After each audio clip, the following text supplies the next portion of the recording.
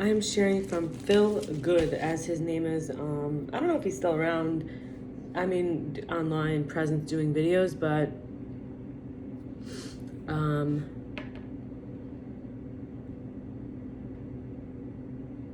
guess it was a few years ago that I came across him, and I found him to be sharing a lot of interesting things. I didn't necessarily agree with every word he said, but the way he said it, or what he was trying to share, and just kind of relating to him as having certain messages that didn't really have a mainstream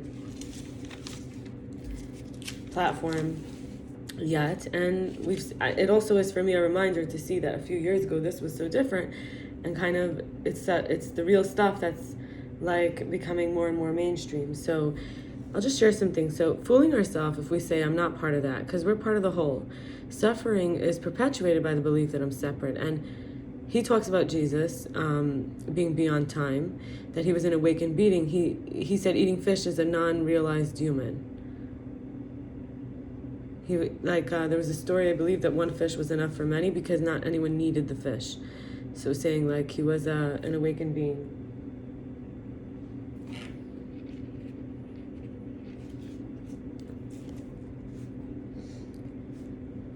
And love is the thing that pulls people back together.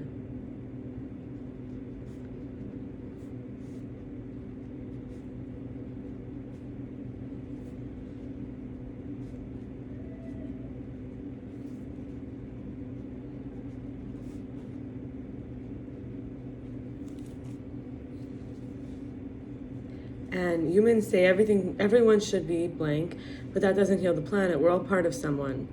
If I go home but none of my brothers and sisters, I'm still gonna have to come back to get them.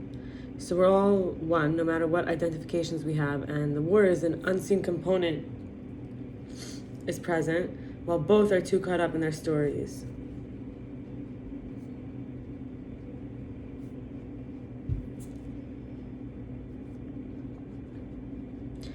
And love is the connective force. This entire reality, the game I'm in, the game created by God or Source, can only be transcended if I rectify or clear the energy that others reflect in me. So agreeing or disagreeing doesn't matter. It, along with debating, is all rooted in separation and comparison, because it feeds the separation, which is reacting. The idea is to unify within the self and see something I don't like, have to clear that energy. The Source gave me the ability to release it in order to beat my own game. Unifying these aspects from within is unifying our own separation. Then we can signal to the all-octave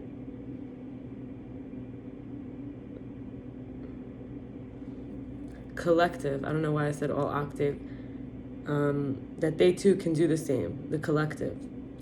They, whoever they is, start to have brilliant ideas, the desire to improve their life, and they want to make better choices. It's a raise of the collective when we unify these aspects within. So I will pause to say that the reason I felt very comfortable sharing about Phil, even though I had personal experience where like I had a dream about him that was really creepy, like to do with a dragon.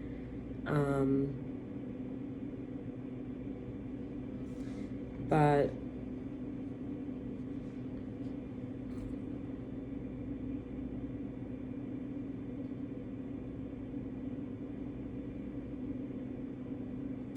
at the same time, he's sharing ideas like Hasidus is, which is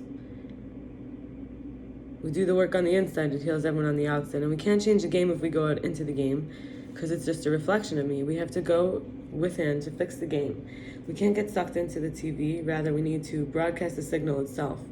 Separating is the disjointed internal energy, and we can only see the larger picture of creation if we merge with higher self, God, Source, and we can only correct our energy from within. Internally, we emit a realized frequency, and that's deposited into the grid. The realization becomes imbued for others to access. And there's one universal mind. Casting stones or saying my way is the answer will never resolve it, because that's still playing a game of separation. It's about unity, reunification, remembering, and reminding that things take graduality in linear time. And that's kind of the befriending of demons, I wrote in very small letters. And loving shadow, which drives us to judge, which is basically loving shadow, which drives us to judge. Merging with our shadow allows us to merge back with God's Source, both the light and the dark. And then I had a conversation in the park, Rena Bisset, And trees always reach to the sun. And this is a human out there. And letting go of what isn't growing me makes space for new frequencies to meet me in my energy vortex. Beginning, middle, end. It isn't going to kill me even if it feels like I'm dying, and it's so wrong because I didn't have tools before to feel it. Ego illusion is that quantity is more than quality, and we can keep our coping mechanisms as long as that no longer serve us in a backpack as long as we want, right? Where we don't need to react because they can come with us where we are going, we are choosing to go, and versus like judging ourselves and speculating. And when we dig deep into the wells of the earth, it isn't easy, and the wells of the earth of inside, right? But it's a gift that keeps on giving. It's new pathways of the brain. Having humility lets both people in the relationship have respect, space, and dignity.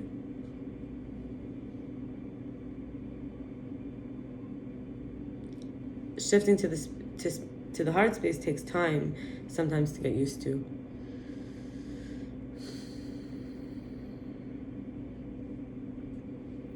And we can focus on those that we do trust. Sometimes it's only ourselves or, the animals. Yesterday I felt, that's for today, but yesterday I felt extremely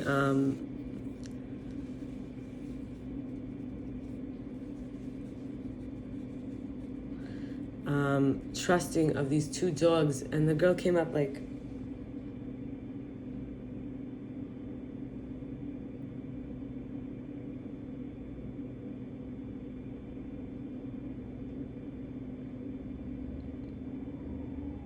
awkward but so happy. She was so happy and awkward. And then there was the boy, and he was so like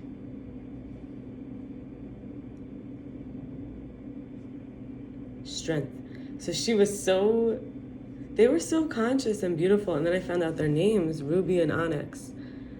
And Ruby is I just learned about I learned about the crystals recently. One day I'll do a video, God willing, about this. I learned about the crystals to do with the tribes, the Jewish pathway of crystals, in a deeper, more like, not deeper, in a more breadth, in a more, not deep and not length, but like the width of it. I learned a more richer knowledge in detail and thorough and very organized and a lot of information, and it was so helpful, and I have so much more to really study it, and I'm excited about it. And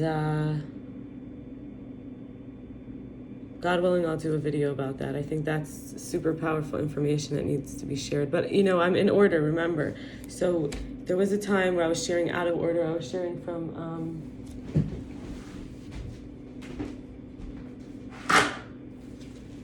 there was a time when I was sharing prompts that I'm currently working on typing up in its own project, and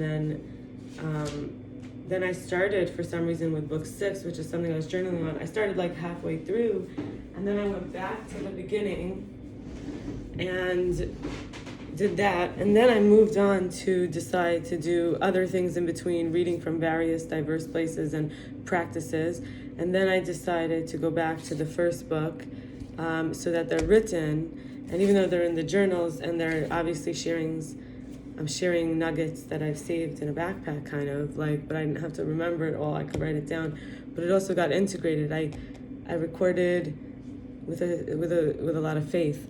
And so even if it's just one other person at a time for each piece, that's enough, because that's who I was each time with each piece. And every day now I journal, and either it's from conscious downloads like I've shared, or from teachings from others as summarized as possible in about a YouTube video of 5 to 10 minutes, if it was a class like an hour, or a bunch of information I learned from them, or something that I can't share to like anyone who wants it. I have to decide who I want to share it with. So this is my goal. And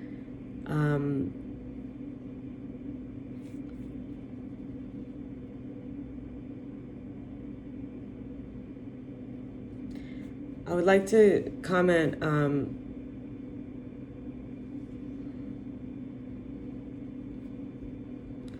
I guess a fake wall that appears real is an edge. We think it's an edge. That's what the unseen component is. I feel that Phil Good mentioned that it is. That's what creates the separation, is the false edge.